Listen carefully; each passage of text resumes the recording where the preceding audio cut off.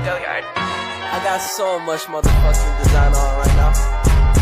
Break it down, bring it back, make it clap. I got 3 old thoughts, new block, where that thing, bitches on my line, and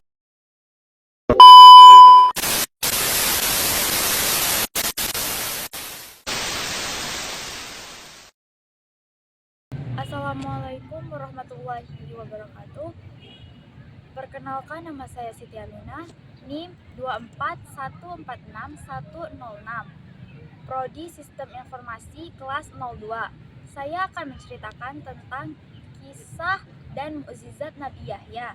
Salah satunya terlindung dari perbuatan dosa. Nabi Yahya berasal dari keturunan Nabi. Ayahnya adalah Nabi Zakaria. Beliau dikaruniai Nabi Yahya ketika usianya cukup tua. Kelahiran Nabi Yahya merupakan mukjizat yang diberikan Allah Subhanahu wa taala kepada Nabi Zakaria. Selain usianya yang sudah cukup tua, Nabi Yahya dilahirkan dari rahim seorang wanita mandul. Mengutip buku riwayat 25 Nabi dan Rasul, karya Gamal Komandoko, kelahiran Nabi Yahya bertepatan dengan keadaan Bani Israel yang tengah dijajah bangsa Romawi. Waktu itu, Raja Herodes menjabat sebagai wakil Kekaisaran Romawi yang berkedudukan di Palestina. Masa kepemimpinannya dikenal sangat kejam dan tidak berperi kemanusiaan. Meski begitu, Nabi Yahya tumbuh sebagai anak yang soleh, taat kepada orang tua, dan beriman kepada Allah Subhanahu wa taala. Bahkan, ketika usianya masih kanak-kanak, dia sudah menunjukkan ketaatannya.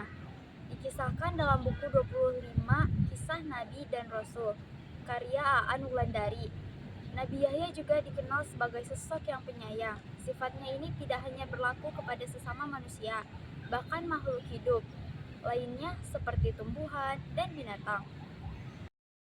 Sebagai utusan Allah Subhanahu wa taala, Nabi Yahya dikaruniai mukjizat sebagai tanda kenabiannya. Salah satu mukjizat Nabi Yahya ialah memiliki ilmu yang sangat luas. Beliau bahkan menjadi orang terpandai pada masanya. Sejak kecil, Nabi Yahya gemar membaca. Dirinya juga mampu memutuskan perkara dan mencari jalan keluar untuk segala persoalan. Selain itu, Nabi Yahya juga memiliki mukjizat menghafal kitab Taurat sejak kecil.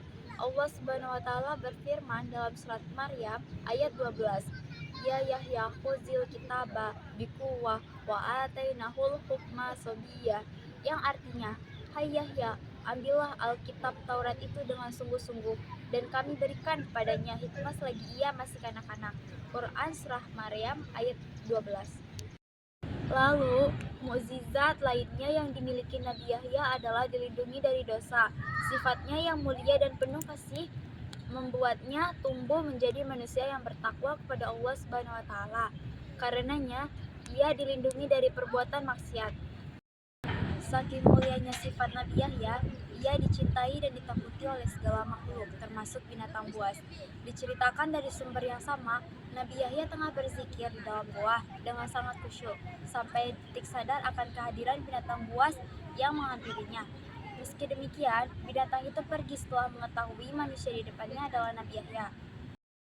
Sekian kisah dan mukjizat Nabi Yahya yang saya ketahui. Assalamualaikum warahmatullahi wabarakatuh.